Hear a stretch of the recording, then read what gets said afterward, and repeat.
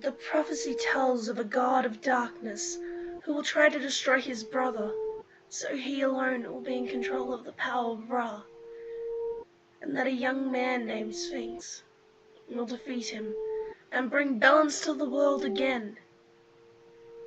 But there is another part of that prophecy. It tells of a hero of darkness who will try to kill the great hero, Sphinx, and they will bring a never-ending darkness to the world. This is the hero of darkness's destiny.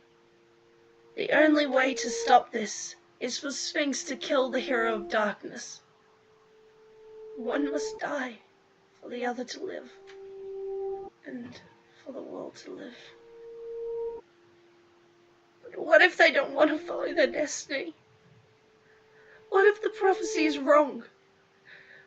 What if they could break destiny itself?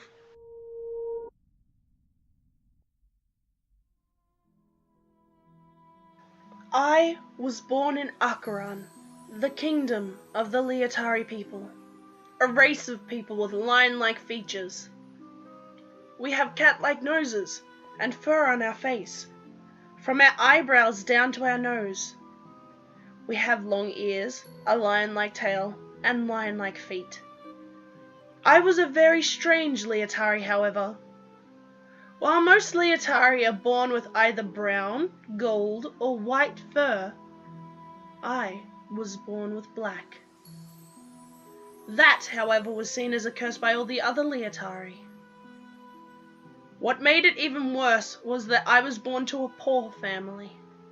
We barely had enough to eat half the time. My mother and father always worked hard on the farmlands just outside the city walls, which meant that I was left at home a lot. My mother and father tried to keep me from going outside out of fear of me being attacked by the other children. But one day, however, I decided to go out on my own. I was 5 now. I was a big girl, or so I thought. I could take care of myself. But my parents were right. I was overrun by a bunch of bullies. They pushed and pulled at me, pulled my hair, punched, kicked, slapped. I was absolutely defenseless.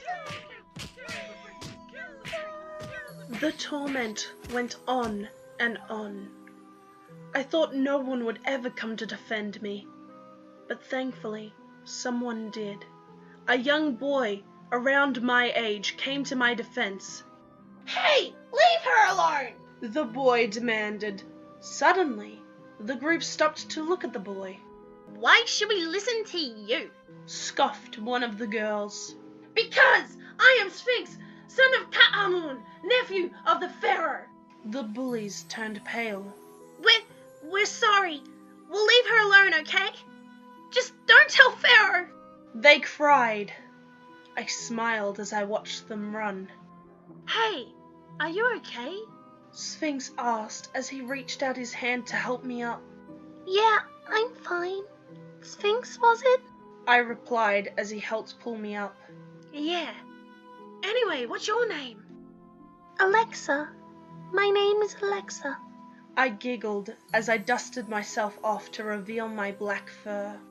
Hey, you have funny colored fur. He laughed. I began to feel saddened by his words. He saw the sad expression plastered on my face. He began to speak back up. I like it. It's very pretty. Hey, do you want to be my friend? I smiled and nodded my head in response, feeling relieved that he did not see me as a freak like the others just before had. Yay! Do you want to play cats and birds? He asked enthusiastically. I agreed as we began to play. We played together like this until the sun had set. We became best friends after that day. Even our parents became friends with each other. So much so that 5 years later, his parents paid for me and my parents to go to the beautiful paradise of Uruk. But that turned out to be one of the worst things to ever happen in my life. A few days after we arrived, something horrible started to happen. The ground below us began to crack open, and lava started pouring forth. All I remember is the screaming. Oh, it's the screaming. I remember me and my parents running for our lives. But as we ran, a crack formed beneath us, and we fell. Thankfully, I was able to grab onto the ledge in time, but my parents weren't so fortunate. I watched the magma below me start to bubble, and my parents screaming. The lava erupted where their bodies fell, and they were vaporized. With tears in my eyes, I climbed up the ledge back to the land. I looked around me, but all I saw was chaos. But I couldn't move. I was in shock. I watched as that cursed castle rose from the ground. All I could do was sit and watch as the world crumbled around me. After several long hours, the land of Uruk was quiet. The land was now covered in ash. It was a wasteland, quiet and dark.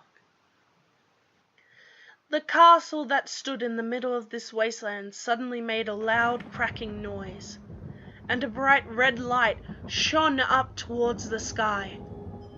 It was strange, but I could feel the evil was drawing closer as monsters appeared around the land.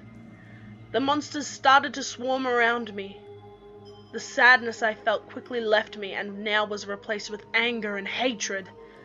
I felt strong, really strong.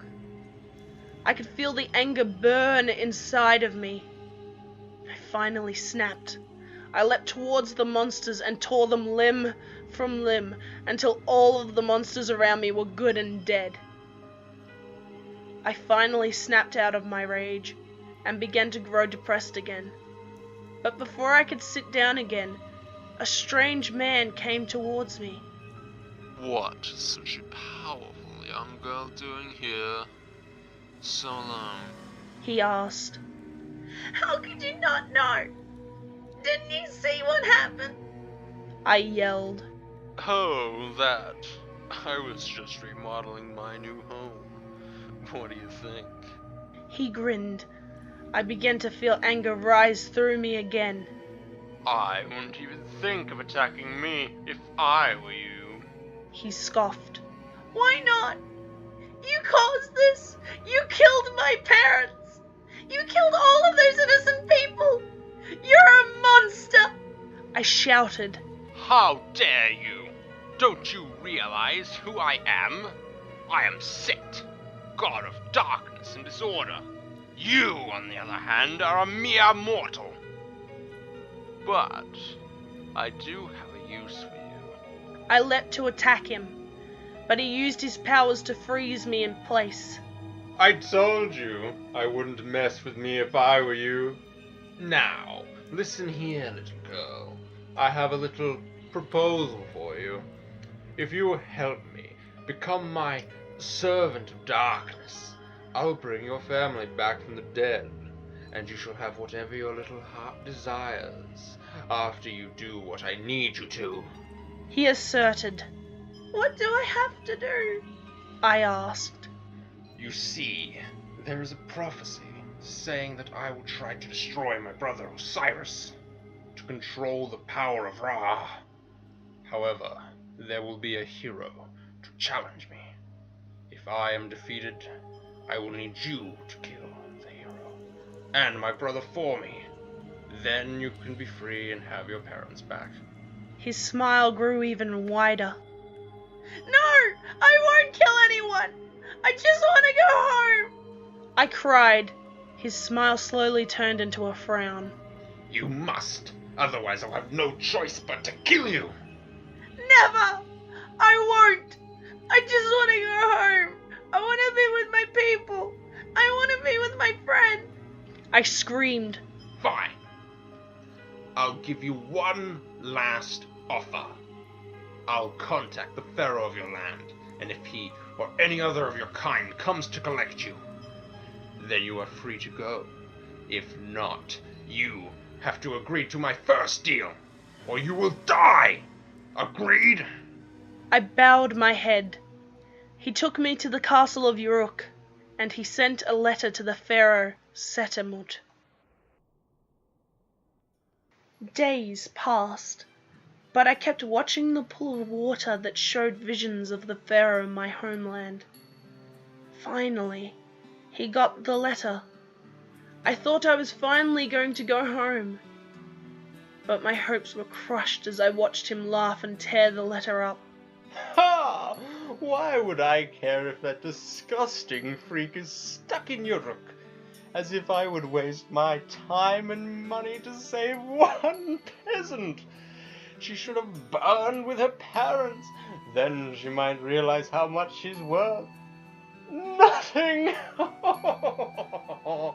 Setamut cackled. I felt angry. My pharaoh betrayed me, and in my eyes, so did my people. I had no choice but to follow Set. I was now Set's puppet, and he was now my master. It was my destiny to become the hero of darkness. Or should I say, heroine of darkness.